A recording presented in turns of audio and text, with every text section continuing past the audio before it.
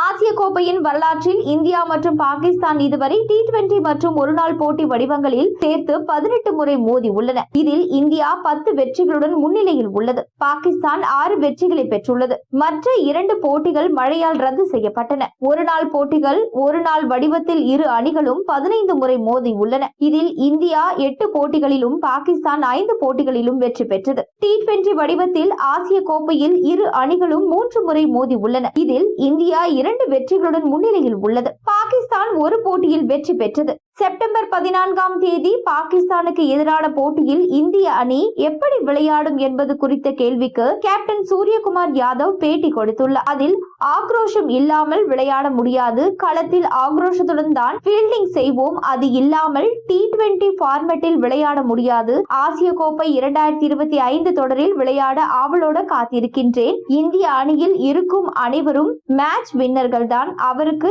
எந்த அறிவுரையும் சொல்ல தேவையில்லை, அவர்களது பெஸ்டை அவர்களே வெளிப்படுத்தி விடுவார்கள் என கூறினார். இந்திய அணி கேப்டன் சூரியகுமார் யாதவ் பேட்டி கொடுத்ததை போலவே பாகிஸ்தான் அணி கேப்டன் சல்மான் ஆகாவும் ஆக்ரோஷமாக தான் விளையாடுவோம் என தெரிவித்துள்ளார். இதனால் களத்தில் ஆட்டத்தில் பெரும் விறுவிறுப்பு இருக்கும் என்று கருதப்படுகிறது.